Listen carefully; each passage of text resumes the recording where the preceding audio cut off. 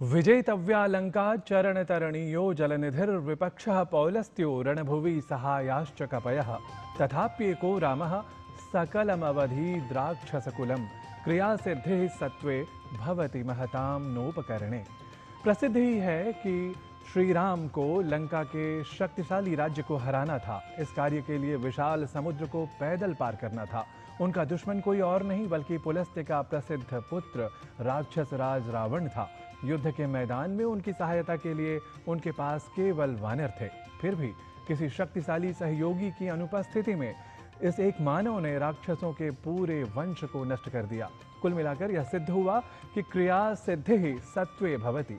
जी हाँ, महापुरुषों के क्रिया की सिद्धि उनकी अपनी आंतरिक शक्ति पर निर्भर करती है, न कि किसी बाहरी साधन पर। अतः हम सभी अपनी आंतरिक शक्ति पहचानें, उसे बढ़ाएं। इसी ध्येय के साथ प्रतिवर्ष हम विजयादशमी मनाते हैं और आज सुप्रभात की वेला में इसी विजयादशमी के शुभ अवसर पर कार्यक्रम विशेष सुप्रभातम को लेकर आदर सत्कार व नमस्कार के साथ उपस्थित हूं मैं नारायण दत्त मिश्र।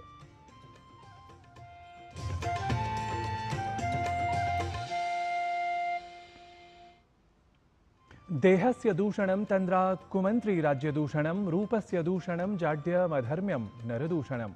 अर्थात शरीर का दोष आलस्य होता है, राज्य का दोष उसके अयोग्य मंत्री होते हैं, सुंदरता का दोष मनुष्य की मूर्खता होती है तथा मनुष्य का दोष उसकी कर्तव्य विहीनता होती है। अतः हमें सर्वदा अपने कर्तव्यों के साथ जीने की प्रेरणा लेनी चाहिए और इसके लिए अपनी जीवन अवधि को, समय की महिमा को यथासंभव समझने का प्रयास भी करना चाहिए। और एतदर्थ ही सुप्रभातम में हम लाते हैं आप सभी के लिए समय के विज्ञापक और अभिज्ञापक आज का पंचांग इस प्रथम प्रभाग को। आज का पंचांग युगाब्द 5127, विक्रम संवत 2082, शक संवत 1947, दक्षिणायन, आश्विन मास, शुक्ल पक्ष, दशमी तिथि, बृहस्पतिवार, उत्तराषाढ़ा नक्षत्र। आज का दिन सभी के लिए मंगलमय हो। और अब समय है आज के सुभाषित को सुनने का, उसकी प्रेरणा परकता को हृदयंगम करने का। अतः विलंब किस लिए, प्रस्तुत है आज का सुभाषित आपकी चिरपरिचित संस्कृत, हिंदी और अंग्रेजी इन 3 भाषाओं में। न प्रहृष्यति सम्माने नापमाने च कुप्यते न क्रुद्धः परुषं ब्रूयात् स वै साधुत्तमः स्मृतः। जो सम्मान से गर्वित नहीं होता, अपमान से क्रोधित नहीं होता और क्रोधित होकर भी जो कठोर नहीं बोलता, वह व्यक्ति ही श्रेष्ठ होता है। He is the noblest who does not inflate with pride when showered with honor, nor does he seethe in anger when faced with insult. Even when he is angry, he does not speak harsh words. और अब क्रम है भारतीय ज्ञान परंपरा से जुड़ी प्रस्तुति का। भारतीय ज्ञान परंपरा में आज बात करेंगे सनातन संस्कृति में महिलाओं की स्थिति की, राष्ट्र के निर्माण में नारी के अतुलनीय भूमिका की, जिसके महत्व को स्वीकार करते हुए वर्तमान समय में भी स्वस्थ नारी सशक्त परिवार अभियान जैसे नारी के समग्र विकास से संबंधित विभिन्न कदम उठाए जा रहे हैं। देखिए भारतीय संस्कृति में राष्ट्र की आधार नारियों पर यह रिपोर्ट।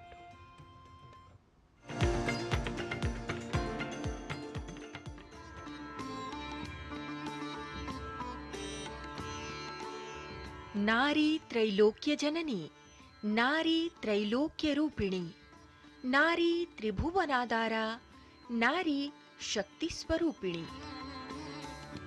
भारतीय संस्कृति में नारी को परिवार, समाज और राष्ट्र की समृद्धि का प्रतीक बताया गया है।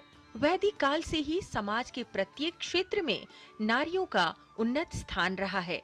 ग्रंथों में नारी, महिला, देवी आदि शब्दों का प्रयोग मिलता है। नारी शब्द का अर्थ है क्रियाशील, गतिशील या सबको आगे ले जाने वाली, और महिला शब्द का अर्थ है सम्मान के योग्य। वेद में नारी कहती है अहम राष्ट्री संगमनी व सूनाम, अर्थात मैं संपूर्ण राष्ट्र को प्रकाशित करने वाली हूँ, सबको एक सूत्र में बांधने वाली हूँ। वैदिक नारी का उद्घोष है अहम केतुरहम मूर्धा अहम उग्रा विवाचनी, अर्थात मैं राष्ट्र का ध्वज हूँ, मेरे संस्कारों से मेरे उन्नत राष्ट्र की कल्पना होती है। मैं समझती हूँ कि पूरे विश्व को अगर प्रेरणा लेनी है तो सनातन से प्रेरणा लेनी होगी, जहाँ स्त्री को इतना ऊंचा स्थान दिया गया। वेदों से लेकर पुराणों और मनुस्मृति आदि विभिन्न ग्रंथों में नारी को शक्ति और देवी का स्वरूप बताया गया है। महर्षि मनु कहते हैं, यत्र नार्यस्तु पूज्यन्ते रमन्ते तत्र देवताः, अर्थात जहाँ नारी का सम्मान होता है वहाँ देवता निवास करते हैं। वेद का एक और मंत्र है जिसमें कहा गया है, सुमंगली प्रतरणी गृहाणाम पूज्याः भूषयितव्याश्च। नारी परिवार को आगे बढ़ाने वाली है, इसलिए नारियों का सदा सम्मान करना चाहिए।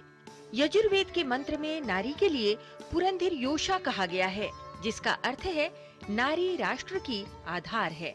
जब वो विदुषी होती है, जब वो वैरागन बनती है, जब वो कृष्ण भक्ति में तन्मय होती है, जब वो तत्व के बोध को प्राप्त होती है, तो वो मैत्री बनकर, गार्गी बनकर, अम्पाला बनकर, लोपा मुद्रा बनकर, मंदालसा होकर, शुद्धोषी बुद्धोषी निरंजनोषी संसार माया पर वर्जतोषी संसार स्वप्नम त्यज मोह निद्रा मंदालसा वाक्यमुवाच पुत्रम, अपने पुत्रों को लोरियों में आत्म ज्ञान कराती है, आत्मानंद करवाती है, आत्मबोध करवाती है। वेदों में शक्तिशाली राष्ट्र निर्माण के लिए समग्र रूप से शक्तिशाली नारी की कामना की गई है। सब प्रकार के ऐश्वर्यों के साथ नारी के मानसिक, बौद्धिक, आध्यात्मिक और सबसे अधिक महत्वपूर्ण नारी के शारीरिक विकास की बात करती है सनातन संस्कृति।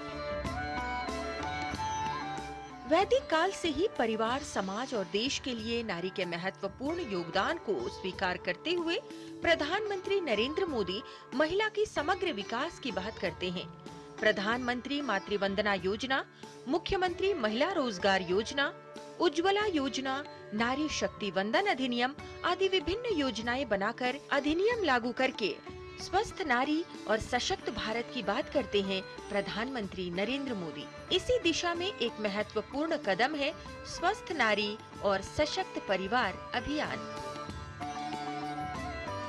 प्रधानमंत्री नरेंद्र मोदी देश में महिला विकास के साथ महिला नेतृत्व वाले विकास की भी बात करते हैं और इसके लिए नारी के स्वास्थ्य और पोषण को महत्वपूर्ण बताते हुए प्रधानमंत्री मोदी ने स्वस्थ नारी और सशक्त परिवार अभियान की शुरुआत की। प्रधानमंत्री का संकल्प है नारी नेतृत्व में समाज और राष्ट्र की प्रगति सुनिश्चित करना। विकसित भारत के संकल्प को साकार करने के लिए स्वस्थ नारी सशक्त परिवार अभियान सरकार का एक बहुत महत्वपूर्ण कदम है, क्योंकि प्रधानमंत्री नरेंद्र मोदी का मानना है कि देश की नारी स्वस्थ होगी तभी परिवार सशक्त होगा, परिवार सशक्त होगा तभी समाज तथा राष्ट्र सशक्त होगा और समाज राष्ट्र के सशक्तिकरण से ही विकसित भारत की संकल्पना साकार होगी। क्या कर नहीं सकती भला यदि शिक्षिता हो नारियां, रणरंग राज्य स्वधर्म रक्षा कर चुकी सुकुमारियां। पूछो नरों से नारियां किस बात में है कम हुई, मध्यस्थ हो शास्त्रार्थ में वो भारती के सम हुई। लता वशिष्ठ, डीडी न्यूज। तो सुप्रभातम के इस विशेष रिपोर्ट के साथ ही अभी सुप्रभातम में समय हो गया है एक अल्प विराम लेने का। आप देखते रहिए डीडी न्यूज। हम जल्द ही अन्य प्रस्तुतियों के साथ लौटते हैं।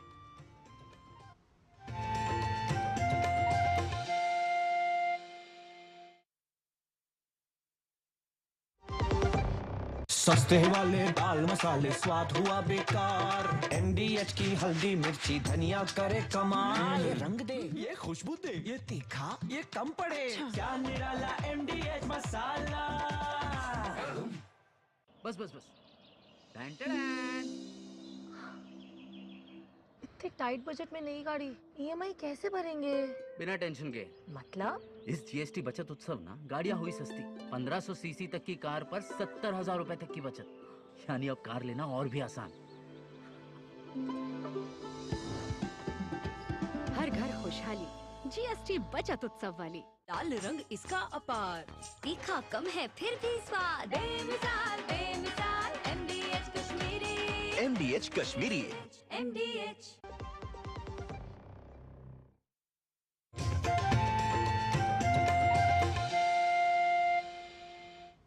सुप्रभातम में आप सभी का पुनरपि स्वागतम। और सुप्रभातम में अब समय हो गया है संस्कृत सीखने का। संस्कृत सीखने के लिए आइए अब चलते हैं संस्कृत पाठशाला की कक्षा में और जान लेते हैं संस्कृत के कुछ प्रयोगों को। और इसके साथ ही आपको हम छोड़े जाते हैं सुप्रभातम कार्यक्रम की इस प्रस्तुति के साथ ही। पुनरपि धन्यवादाः सर्वेभ्यः।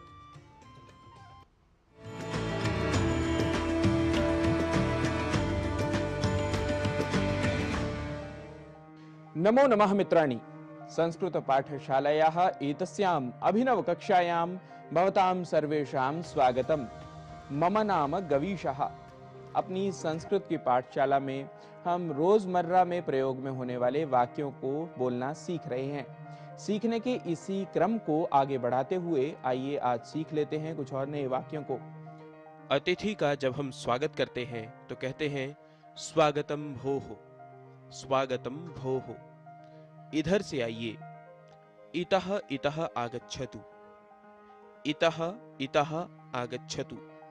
यदि कहना हो यहाँ सोफे पर बैठिए, अत्र सुखासने उपविशतु, अत्र सुखासने उपविशतु। वाक्य यदि हो आप क्या लेंगे तो संस्कृत में कहेंगे किम स्वीकरोति भवान, किम स्वीकरोति भवान। आपके लिए चाय बनाता हूं। भवते चाय पेयम पचामि, भवते चाय पेयम पचामि। या आप कॉफी पीते हैं, यदि हमें इसकी संस्कृत बनानी हो तो कहेंगे उत भवान कॉफी पेयम स्वीकरोति, उत भवान कॉफी पेयम स्वीकरोति। वाक्य यदि हो बिस्किट भी खाइए तो संस्कृत में कहेंगे सुपिष्टकम अपि खादतु, सुपिष्टकम अपि खादतु। बिस्किट को संस्कृत में सुपिष्टकम कहते हैं। यह बिस्किट्स घर पर बने हैं। एतानि सुपिष्टकानि गृह निर्मितानि सन्ति, एतानि सुपिष्टकानि गृह निर्मितानि सन्ति। नमकीन भी खाइए, लावणिकम अपि स्वीकरोतु, लावणिकम अपि स्वीकरोतु। जरा आराम कर लीजिए, किंचित विश्रांतिम अनुभवतु, किंचित विश्रांतिम अनुभवतु। क्या आज ही जाना है? किम अद्य एव गंतव्यम, किम अद्य एव गंतव्यम। 2 दिन ठहर जाओ, दिनद्वयम तिष्ठतु भोः, दिनद्वयम तिष्ठतु भोः। रात को नींद अच्छी आई, रात्रौ निद्रा सम्यक् आसीत्, रात्रौ निद्रा सम्यक् आसीत्। कहाँ चले गए थे? कुत्र गतवान आसीत्, कुत्र गतवान आसीत्। भोजन करके ही जाना, भोजनम कृत्वा एव गच्छतु, भोजनम कृत्वा एव गच्छतु। घर के पास ही पार्क है। यदि इसे संस्कृत में कहना हो तो कहेंगे गृहस्य समीपे एव उद्यानम अस्ति, गृहस्य समीपे एव उद्यानम अस्ति। हमारा घर 5वें माले पर है। अस्माकं गृहं पंचमे तले अस्ति, अस्माकं गृहं पंचमे तले अस्ति। जल्दी ही दोबारा आइएगा, शीघ्रम एव पुनः आगच्छतु, शीघ्रम एव पुनः आगच्छतु। तो मित्रों, आज के ये कुछ और नए वाक्य हमने सीखे हैं। इनका दैनंदिन व्यवहार में आप प्रयोग करते रहिए और संस्कृत के ऐसे ही अंशों को सीखते रहिए।